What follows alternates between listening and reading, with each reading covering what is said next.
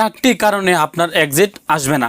অনেকেই আমাদের কাছে প্রশ্ন করেন, ভাই আমি এমবাসির মাধ্যমে আবেদন করেছি, সবার তো 2টা 3টা মেসেজ চলে আসে বা 7 নাম্বার চলে আসে, আমার কেন এখনও মেসেজ আসতেছে না? আমার তো 3 মাস 4 মাস হয়ে গেছে, আমার শুধুমাত্র একটা মেসেজ আসছে বা আমার শুধুমাত্র 2টা মেসেজ আসছে, বাকি যে লাস্ট মেসেজটা ওইটা কেন আসতেছে না?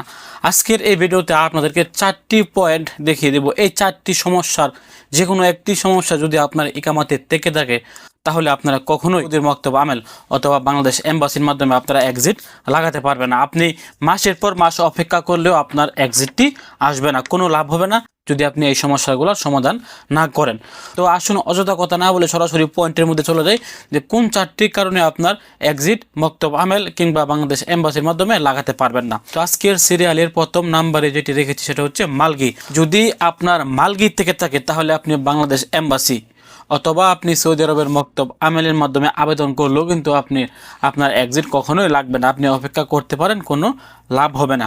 আজকের 2 নম্বরে যে পয়েন্টটি রেখেছি সেটি হচ্ছে যদি আপনার ইকামা সাসপেন্ডেড অবস্থায় থাকে। অনেকে দেখবেন ইকামা চেক করতে গেলে আপনার এখানে অন দ্য জবও আসে না, আবার অন দ্য জবও আসে না এবং অ্যাবসেন্ট ফ্রম ওয়ার্কও আসে না। আপনার এখানে সরাসরি লেখা আছে সাসপেন্ডেড, অর্থাৎ আপনি সৌদি আরব থেকে সাসপেন্ডেড হয়ে গেছেন, আপনার এখানে সাসপেন্ডেড লেখা আসে। যদি আপনার এখানে সাসপেন্ডেড লেখা আসে ইকামা দিয়ে চেক করলে তখনও কিন্তু আপনার এক্সিট লাগবে না, আপনি জমা দিলেও কোনো প্রকার লাভ হবে না। আজকের 3 নাম্বার সিরিয়ালে রেখেছি যাদের ইকামার মেয়াদ আছে। সৌদি আরবে যদি আপনার ইকামার মেয়াদ থাকে তাহলে কিন্তু আপনি একজন বৈধ একজন প্রবাসী, অর্থাৎ আপনার ইকামার মেয়াদ আছে, আপনি আপনার কুফিলের আন্ডারে আছেন, সব কিছু ঠিকঠাক আছে, তাহলে সৌদি মক্তব কিংবা বাংলাদেশ এম্বাসির কাছে গিয়ে আপনি দাঁড়াতেও পারবেন না। এক্সিটের জন্য আবেদন করবেন তো দূরের কথা, আপনি তাদের এখানে গিয়ে দাঁড়িয়ে কথা বলতে পারবেন না যদি আপনার ইকামার মেয়াদ থাকে। অবশ্যই আপনার ইকামার মেয়াদ না থাকলে, কোনো সমস্যা না থাকলে কিন্তু আপনি এক্সিটের জন্য আবেদন করতে পারবেন এবং নির্দিষ্ট একটা সময়ের পর কিন্তু আপনার এক্সিটটি চলে আসবে।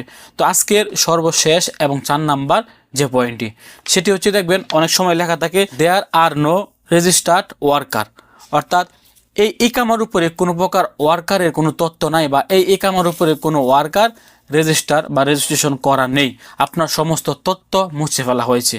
অর্থাৎ আপনার কোনো প্রকার বায়ানাত সৌদি জাওজাত কিংবা অনলাইনে আপনি চেক করলে পাচ্ছেন না, লেখা আছে দেয়ার আর নো রেজিস্টার ওয়ার্কার, অর্থাৎ এই নামের উপরে কোনো প্রকার ওয়ার্কার নাই। তো এই সমস্যাগুলো যদি আপনার ইকামার উপরে থেকে থাকে তাহলে আপনি মক্তব আমেলের মাধ্যমে অথবা যে কোনো মক্তবের মাধ্যমে অথবা যদি বাংলাদেশ এম্বাসির মাধ্যমেও আবেদন করে দেখেন স্পেশাল এক্সিটের জন্য, আপনার এক্সিট কখনোই আসবে না।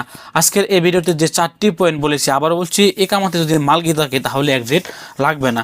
যদি আপনার ইকামাতে সাসপেন্ডেড লেখা থাকে তাহলেও আপনার এক্সিট লাগবে না। যদি আপনার ইকামার মেয়াদ থাকে তাহলেও আপনার এক্সিট লাগবে না। যদি আপনার ইকামার নাম্বার দিয়ে চেক করলে লেখা আছে আর নো রেজিস্টার ওয়ার্কার, অর্থাৎ এই ইকামার উপরে কোনো প্রকার শ্রমিক রেজিস্ট্রেশন করা নাই। এই 4টি সমস্যার মধ্যে যে কোনো একটি সমস্যা যদি আপনার এখানে থেকে থাকে তাহলে আপনি অপেক্ষা করে লাভ নাই, আপনার এক্সিট কখনোই আসবে না। আপনি বিকল্প উপায়ে এক্সিট লাগিয়ে দেশে যেতে হবে। তো ভালো থাকুন, সুস্থ থাকুন, ভিডিওটি সর্বোচ্চ শেয়ার করে আপনার আশেপাশে থাকা সকল সৌদি প্রবাসীদেরকে জানিয়ে দেওয়ার চেষ্টা করবেন। আসসালামু আলাইকুম।